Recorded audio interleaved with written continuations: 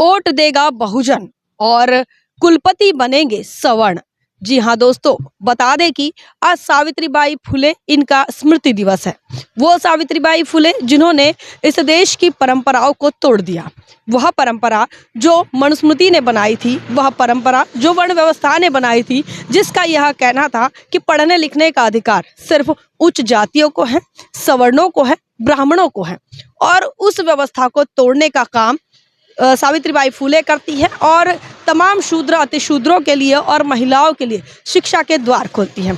आज उनके स्मृति दिवस के मौके पर एक महत्वपूर्ण बात आपको बता रहे हैं। बता दें कि उत्तर प्रदेश की भारतीय जनता पार्टी की सरकार मतलब योगी सरकार ने एक बड़ा फैसला लिया है। उत्तर प्रदेश के तमाम राज्य के जो विश्वविद्यालय हैं, उन विश्वविद्यालयों में से 9 ऐसे विश्वविद्यालय चुने गए। उन 9 विश्वविद्यालयों में 9 के 9 कुलपति नियुक्त किए गए। हैरानी की बात यह है कि ये 9 के 9 कुलपति जो है यह महिला कुलपति हैं। लेकिन इससे भी हैरानी की बात यह है कि इन 9 कुलपतियों में सारे के सारे सवर्ण महिलाएं हैं। एक भी दलित नहीं है, ना एक भी ओबीसी है, ना ही एक भी पिछड़ा है, ना ही अल्पसंख्यक जाति से आता है। यह इस देश की जो परंपरा है कि सवर्णों के हाथों में ही शिक्षा की बागडोर होनी चाहिए, उसी परंपरा को योगी सरकार निभाते हुए देख रहे हैं। उत्तर प्रदेश वह प्रदेश है जहां पर दलितों की आबादी सबसे अधिक है। इसी के साथ साथ पिछड़ों की आबादी है। बावजूद इसके दलितों और पिछड़ों को शिक्षा के मंदिरों पर उनकी पोस्टों पर नहीं पहुंचने दिया जा रहा है या फिर नहीं पहुंचाया जा रहा है। ये भारतीय जनता पार्टी की जो सरकार है, जिसका श्रेय आनंदीबेन पटेल को जा रहा है। ये बताया जा रहा है कि ये 9 के 9 कुलपतियों की नियुक्ति में आनंदीबेन पटेल इनका बड़ा हाथ है। लेकिन आनंदीबेन पटेल का जो हाथ है वो सिर्फ सवर्ण महिलाओं के सर पर है, ना कि दलितों, आदिवासियों, पिछड़ों, ना कि अल्पसंख्यकों के। और ये 9 के 9 विश्वविद्यालयों में जो कुलपति बनाए गए वह कुलपति तमाम सवर्ण महिलाएं हैं। इसी के साथ साथ आपको और भी अन्य विश्वविद्यालयों की अगर बात करें, जो केंद्रीय विश्वविद्यालय है, इन केंद्रीय विश्वविद्यालय में भी दलित और ओबीसी जो पिछड़े वाइस चांसलर हैं, जो कुलपति हैं, उनकी संख्या उंगलियों पर गिनने के बराबर है। मतलब केंद्र के अंदर जो बीजेपी की सरकार है या फिर राज्य के अंदर जो बीजेपी की सरकार है, दोनों की दोनों एक ही फार्मूले पर काम कर रही हैं। वह कौन सा फार्मूला है? वही फार्मूला जिस फार्मूले को सावित्रीबाई फुले ने आज से 100 साल पहले तोड़ मरोड़ कर रख दिया था। सावित्रीबाई फुले ने बताया था कि इस देश के अंदर अगर किसी को गुलामी से मुक्ति चाहिए, महिलाओं को गुलामी से मुक्ति चाहिए, शूद्र अतिशूद्रों को अगर गुलामी से मुक्ति चाहिए, तो उनके लिए शिक्षा के द्वार खुले होने चाहिए।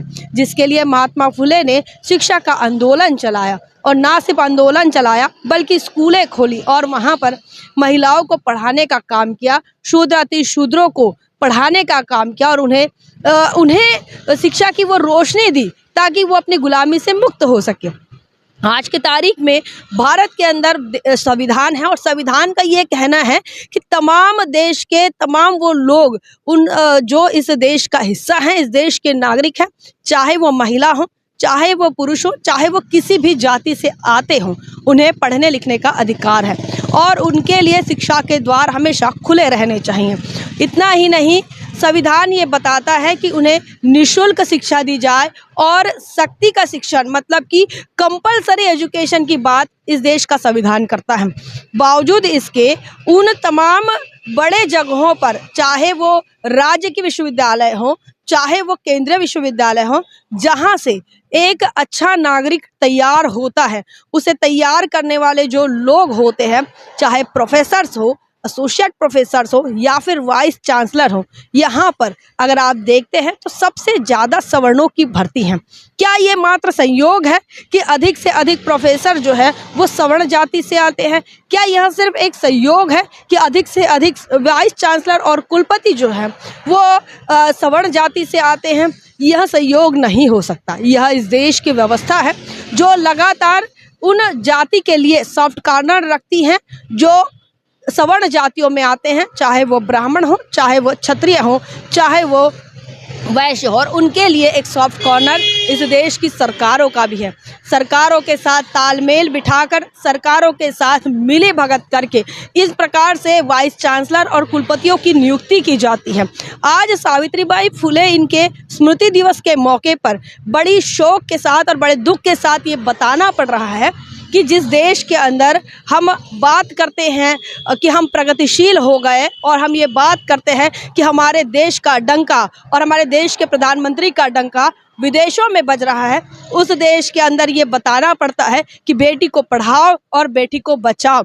यहाँ ना बेटी को बचाया जा रहा है, ना ही यहाँ बेटी को पढ़ाया जा रहा है। और जब जिस संविधान की वजह से, जिस आरक्षण की वजह से कुछ दलित, आदिवासी और पिछड़े कम्युनिटी से कुछ महिलाएं पढ़ लिख कर आगे तो जाती हैं, लेकिन उनके लिए कुलपति बनने के जो रास्ते हैं वो रास्ते बंद नज़र आते हैं। और यह बंद इसलिए नज़र आते हैं क्योंकि वो सरकार के और सरकार जिस व्यवस्था को मानती है उस व्यवस्था के साथ वो मेल नहीं खाते। उनकी जाति उनकी व्यवस्था के साथ मेल नहीं खाती है। और यही कारण है कि लगातार आप देख रहे होंगे कि डीयू के अंदर रितु सिंह नाम की एक दलित प्रोफेसर पकोड़े तलने के लिए मजबूर है। यहाँ इस देश की शिक्षण व्यवस्था जो है, इस शिक्षा व्यवस्था को वापस से उसी मोड़ में लेकर आना चाह रहे हैं जिस मोड़ में आज से हजारों साल पहले सवर्णों के हाथों में शिक्षा की बागडोर रही थी। जो की पोस्ट है, जो पढ़ने लिखने का अधिकार है, वो कुछ चुनिंदा लोगों के हाथ में, कुछ मुट्ठी भर लोगों के हाथों में, ब्राह्मणों के हाथों में जिस व्यवस्था ने दी थी, आज के तारीख में वही चीज़ आपके सामने आ रही है। लेकिन इन बातों को समझने के लिए इस देश की व्यवस्था को समझना बड़ा ही महत्वपूर्ण है। आपको बता दें कि सावित्रीबाई फुले की एक छात्रा मुक्ता साल्वे जब वो मात्र 8 से 9 साल की होती हैं, उसे ये सवाल आता है कि हम इस देश के अंदर, इस देश के नागरिक होने के बाद भी हमारा अपना भगवान नहीं है, हमारा अपना धर्म नहीं है, हमारा अपना धर्म ग्रंथ नहीं है। तो इस देश के दलित, आदिवासी, पिछड़े जो लगातार जिसे अपना धर्म मानते हैं, जिसे अपना भगवान मानते हैं, जिसे अपने धर्म ग्रंथ मानते हैं, क्या वह धर्म ग्रंथ, क्या वह धर्म उन्हें इस बात की के लिए परमिशन देता है कि वो इस देश के कुलगुरु बने? क्या वह धर्म ग्रंथ उन्हें इस देश में यह अधिकार देता है कि वह शिक्षा के उस बड़े मुकाम को हासिल करें जिस मुकाम पर आज तक सवर्ण महिलाएं और सवर्ण पुरुष पहुंच रहे हैं? साथियों, आज के तारीख में मुक्ता साल्वे जैसे विद्यार्थियों का निर्माण होना बड़ा ही महत्वपूर्ण है।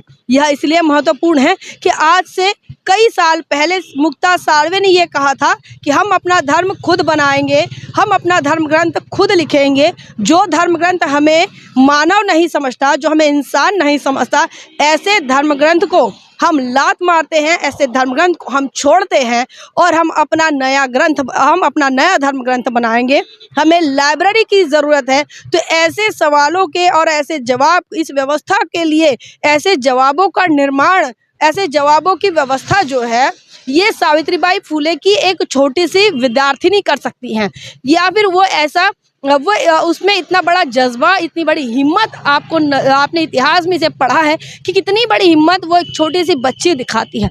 लेकिन आज के तारीख में 9 की 9 कुलगुरु जब सवर्ण महिलाएं बनती हैं तो दलित प्रोफेसर्स, दलित महिलाएं और तमाम वो महिलाएं जो लगातार सोशल एक्टिविस्ट है और सोशल एक्टिविज़म पर बात करती हैं, उन महिलाओं की यह जिम्मेदारी है कि उन्होंने इस बात के लिए आवाज़ उठाना चाहिए कि इस देश के अंदर कुलपति बनने का अगर अधिकार किसी को है, उन सभी लोगों को है जो इस देश का नागरिक है और जो उस पद के लिए जो काबिल हैं।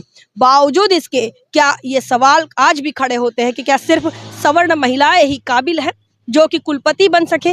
क्या फिर सवर्ण महिलाओं के लिए ही यह अवसर, यह दरवाजे खुले हैं? ये महिलाओं, बहुजन महिलाओं को ये सोचना होगा।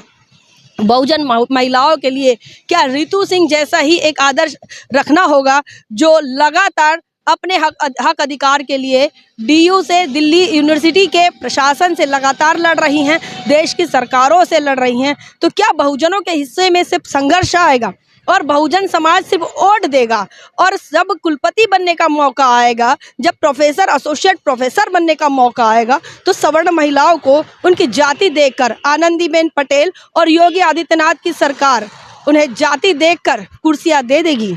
क्या सोचते हैं हम? कमेंट सेक्शन में ज़रूर लिखिए। बने रहे नेशनल चौपाल पर, तब तक के लिए जय भीम, जय भारत।